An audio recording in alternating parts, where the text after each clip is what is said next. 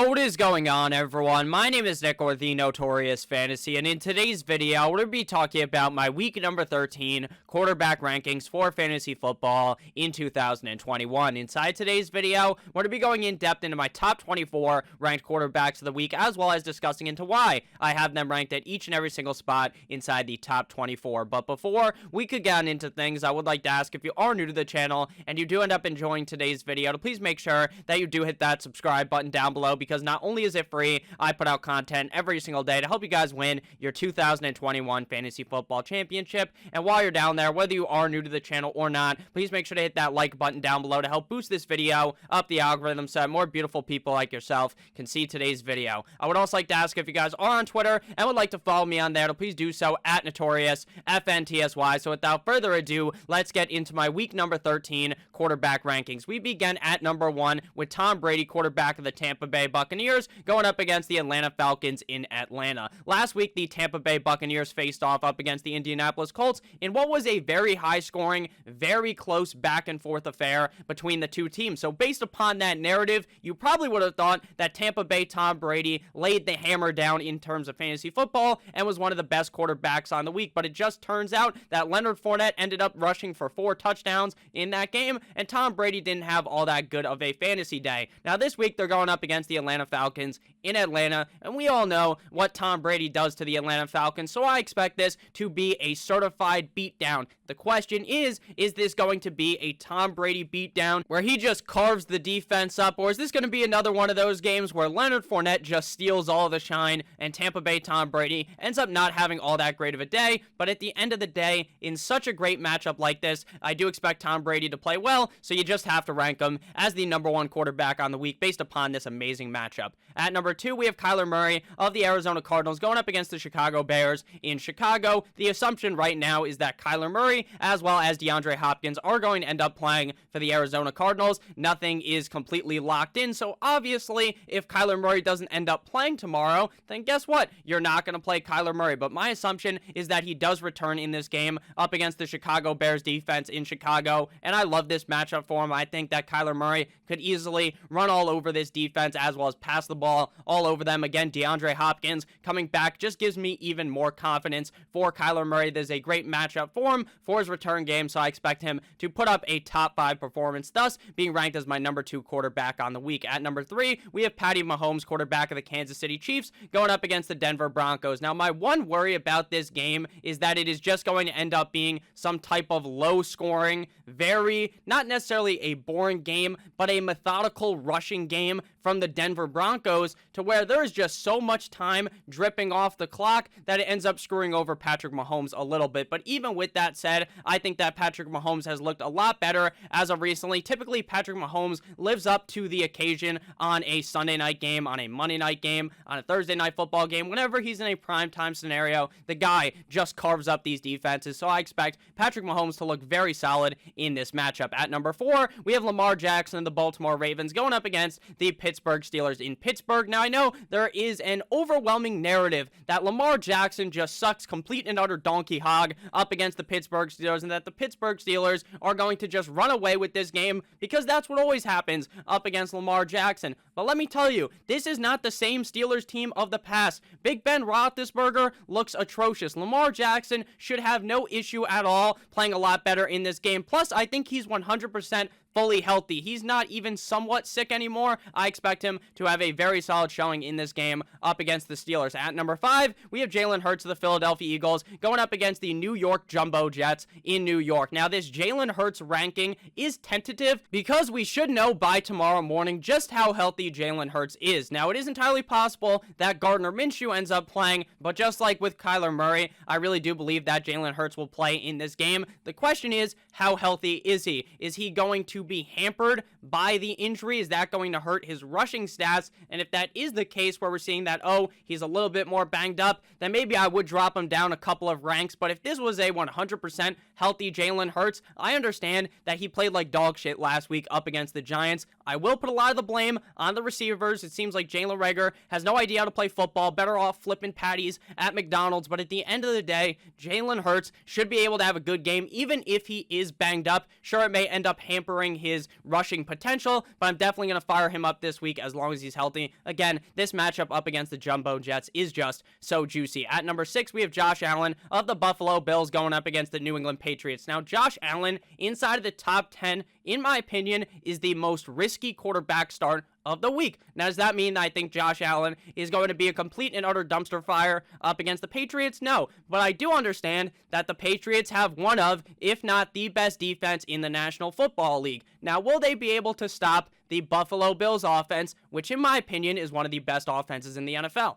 Maybe, maybe not. But in my opinion, I think that Josh Allen is just a good enough quarterback to be able to overcome this matchup. My only other worry is that this is a very run-heavy game in Buffalo, and they're just handing the ball off a lot to Matt Breida and friends in Buffalo, and that would hamper, obviously, Josh Allen's upside. But I'm still going to rank him as a top 6 quarterback because, again, he's Josh Allen. He's one of the best quarterbacks in the NFL. I think he could get it done in this game. But there are those risks that I laid out, so I hope you guys can understand that. At number 7, we have Matthew Stafford of the LA Rams going up against the Jacksonville Jaguars at home in LA. Now, when it comes to Matthew Stafford, the surrounding narrative around this guy right now is that he went from being a guy that everyone was touting, oh, Matthew Stafford, the MVP of the NFL, like he's looking amazing through the first couple of games. Then as of recently, everyone's poo-pooing this guy. But at the end of the day, there's a big difference between this matchup for the Rams versus the previous couple of matchups where they were actually playing up against relatively solid teams. This week,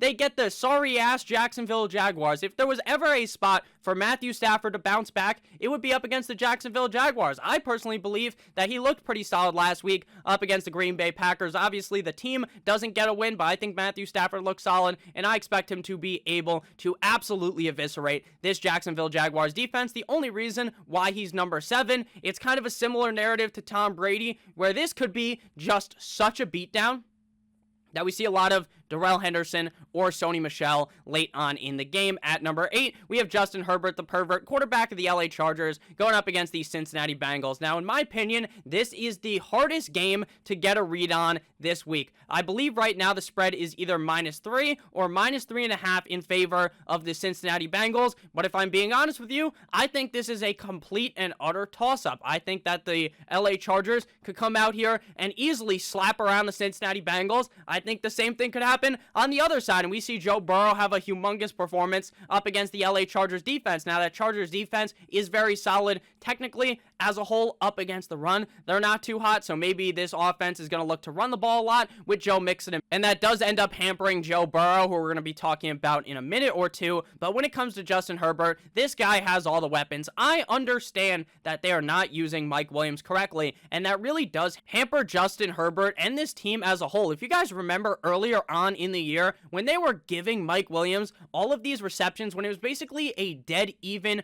target count between Mike Williams and Keenan Allen, all things were fine and fucking dandy for the LA Chargers. But as of recently, it's like they forgot to throw the ball to Mike Williams. And if they heavily utilize Mike Williams a lot more, I do believe that the success rate of the LA Chargers offense as a whole and as a team will be a lot higher. This week up against the Bengals, that defense did look amazing up against the Steelers last week, but maybe we need to kind of discount that game because Big Ben looks like absolute horseshit out there. So I think that Justin Herbert will be just fine in this game, and this is a game that really does have the potential to be a shootout. Moving to number 9, we get Mr. You Like That, Kirk Cousins, quarterback of the Minnesota Vikings, going up against the Detroit Lions. This is obviously a wet dream matchup for every single player on the Minnesota Vikings. I understand that Dalvin Cook will not be playing in this game, and will the offense run at the same caliber with Dalvin Cook versus without? Maybe not at the exact same peak performance level that they could be at, but Alexander Mattison, it's not like this is some bum or something. It's not like he's going to take the team and throw it into the dumpster and it's going to make this team terrible. Alexander Mattison is still very good, and up against such a shitty defense, it's just a little peg down. It's not like a huge peg down there where you're down at the bottom being very nervous about Kirk Cousins. I think you can be very comfortable playing Kirk Cousins in this game. I expect the Minnesota Vikings to steamroll the Detroit Lions, but if you guys remember, the last time the Vikings played the Detroit Lions in Detroit last year, despite the Lions not being all that great, they were able to fight their way into this game. So maybe this is a very high-scoring game, and that would help out Kirk Cousins even more, who I love this week. Closing in the top 10, we have Mr. Cool Joe, Joey Burrow, quarterback of the Cincinnati Bengals, going up against the LA Chargers. Now, like I said, when it comes to this matchup, it is very interesting because to me, while the spread is -3.5 right now on Saturday where I'm looking at it, it really is a coin flip in my opinion. I don't really know how Vegas got -3.5 in favor of the Cincinnati Bengals. I do believe that the key to success, the way for them to win this game is by just running the ball a million times with Joe Mixon, because that LA Chargers run defense isn't very good at all, and Joe Mixon could acquire a bunch of yards doing that. Joe Mixon has been on fire as of recently, so you would think they'd try to run the ball a lot with him, which does knock down Joe Burrow a little bit. I still think, though, this could be a very high-scoring back-and-forth game, thus Joe Burrow will be a top 10 quarterback in my rankings. Before we move to quarterbacks 11 through 20, I would like to ask that if you guys have ended up enjoying thus far, to please make sure that you do hit that subscribe button down below, as well as hitting that like button. I would appreciate it a ton. So now we move to quarterbacks 11 through 20. At number 11, we have Derek Carr of the Las Vegas Raiders going up against the Washington Football Team. Now, when it comes to this game, just like a couple of games I've talked about in today's video, I really do believe that this is going to be a very high-scoring game. Now, I understand that the Washington Football Team defense played very well up against the Seattle Seahawks last week, but in my opinion, that's not because the Washington Football Team has magically gotten way better. It's because their defense was going up against Russell Wilson, who is clearly still hampered by injury. I do think that Derek Carr could easily carve up this defense, and I think the same thing could be said about Taylor Heinicke, who is my quarterback number 14, that this is going to be a very high-scoring game. We saw Derek Carr and the Dallas Cowboys defense get into a very high-scoring affair on Thanksgiving, and I think the same thing could be said about this game when they're facing another NFC East team in the Washington Football Team. So I like Derek Carr a ton this week, even without Darren Waller. At number 12, we have Russell Wilson of the Seattle Seahawks going up against the San Francisco 49ers. Now, when it comes to the ranking of Russell Wilson, it is very confusing every single week, because I know deep down that Russell Wilson is one of the, maybe not the best quarterbacks in the NFL, maybe not a top 3 quarterback, but he is certainly in the conversation of potentially being a top 5 quarterback in the NFL. So I have that kind of bias towards him. But I also understand that the guy's hand is clearly still fucked up from that mallet finger. But the question is, did he kind of look a lot better last week? Down the stretch, yes. At the beginning of the game, not so much. But down the stretch of the game, he looked a lot better. So the question is, what Russell Wilson are we going to see? Are we going to see the Russell Wilson of the games prior to the Washington Football Team when he's been banged up? Or are we going to see more of the Washington Football Team game Russell Wilson? Because if that's the Russell Wilson we see, then he could easily crack the top 10 in this game. Now, why is this motherfucker not throwing the ball to DK Metcalf? I have no idea. I've seen jokes about how since Russell Wilson is such a holy man, that DK Metcalf trying to have foursomes with OnlyFans girls is really hurting his stock from Russell Wilson. Russell Wilson just doesn't want to throw the ball to the guy now. I have no idea. Pete Carroll came out yesterday and said, hey guys, we need to give DK Metcalf the ball. No fucking shit, Pete Carroll. Do you need to give DK Metcalf the ball? He's the best wide receiver on your team. He's probably the best player on your team besides Russell Wilson. So give the guy the ball. I don't understand it. Hopefully they look towards DK in this game up against the 49ers. This is a game where I expect the Seattle Seahawks to be trying to crawl their way back on into the game, and I think Russell Wilson will be passing a lot. I just hope that he looks a little bit more healthy this week. At number 13, we have my boy Tua Tagovailoa, quarterback of the Miami Dolphins, going up against the New York Football Giants this week. The Giants are going to be without Daniel Jones in this game, and that does kind of worry me for the output of Tua Tagovailoa. Why do I say this? Because this could be a certified ass whooping, as they say. And I'm talking about a game where the Miami Dolphins take Thor's hammer and just lay it into the Giants. Because, but Nick, didn't the Giants defense look really good last week up against the Eagles? And Jalen Hurts, who was looking like one of the hottest teams in the NFL. Now, the Dolphins are one of the hottest teams in the NFL. They're gonna extinguish, like a fireman, you know, with the little red thing. Yeah. No, that's not what's going to happen at all. The Dolphins are going to probably, in my opinion, lay the pipe to the Giants, like they are a plumber. Now, I am a fan of the Miami Dolphins, but if you guys have been watching my videos for the last 2-3 years if I've been making these, there is never any bias in talks of my Miami Dolphins. I've hated the teams at that point this year. I've literally talked about my disgust for the team, but recently they have looked a lot better, and based upon the eye test, this could be an absolute blowout. But in the same token, if this is a blowout, then maybe they're just hammering the rock with Myles Gaskin and Phillip Lindsay later on in the game, and Tua is not able to put up a high point total. But you can also make the argument that, hey, since they're going to be beating the Giants by so much, they're going to have to have done that some way, and Tua will probably throw a couple of touchdowns. So that is kind of where I'm sitting here. I think that Tua Tagovailoa is a very safe quarterback in this matchup. Not a guy that I'm going to declare is going to be a top 5 quarterback at the end of the week, but anywhere from quarterback like 8 till 12. I am ranked at number 13. That's kind of his upside. I think he'll have a fine week this week, and that is why he's my quarterback number 13. At number 14, we have Taylor Heinicke of the Washington football team going up against the Las Vegas Raiders in Viva Las Vegas. So Taylor Heinicke, like I said, this could be a certified shootout between them and the Las Vegas Raiders, which is going to up my confidence in Taylor Heinicke. Logan Thomas, technically, quote-unquote, didn't score a touchdown last week. That was a fucking touchdown. Get some eyes, officials. We clearly all saw that was a touchdown. So Taylor Heinicke got robbed out of another touchdown. I think this week, up against the Raiders, is going to be a nice high-scoring game. There's always the risk of Heinicke because he's one of those quarterbacks where he is either on, and I'm talking about like a smackdown performance from Taylor Heinicke where he puts up an amazing game, or he's complete and utter shit. He's typically never in the middle of the pack, and that makes him very hard to try to assess every single week in terms of fantasy, but I do like this matchup, so he's my quarterback 14. At number 15, we have Carson Wentz of the Indianapolis Colts going up against the Houston Texans in Houston. Wentz played pretty solid in that game up against the Tampa Bay Buccaneers, but towards the end of the game, he turned into, the Carson Wentz we all know and love, making all these stupid fucking plays. But hey, this week they get the Houston Texans. My worry about this is not that the Houston Texans defense is going to be ferocious. They're going to come alive and beat the Colts like they did to the Tennessee Titans a couple of weeks ago. No, that's not what I think. I just think this could be a Jonathan Taylor performance. This could be a Jonathan Taylor game where the motherfucker scores 5 touchdowns again, and that worries me about Carson Wentz. That's why he's my quarterback 15. At number 16, we have Jimmy G, Jimmy Guap, Jimmy Garoppolo, Jimmy G-Spot, quarterback of the San Francisco 49ers, going up against the Seattle Seahawks this week in Seattle. This is a very easy matchup. Again, the Seattle Seahawks defense sucks complete and utter donkey hog, and they have all season long. They sucked donkey hog last season as well, except for the last couple of games where they really started to kind of take form. And I was thinking, oh, maybe at the start of this season that'll be the case. Not really been true all year. The Seattle defense hasn't been very good. The only worry about Jimmy G is that this could be an Elijah Mitchell game where he has a big game, but I still would definitely start Jimmy Garoppolo this week as I have him as my quarterback number 16. At number 17, we have Mystic Mac, Mr. Mac 10, Mac Jones, quarterback of the New England Patriots, going up against the Buffalo Bills in Buffalo. This could be a game they're projecting snow.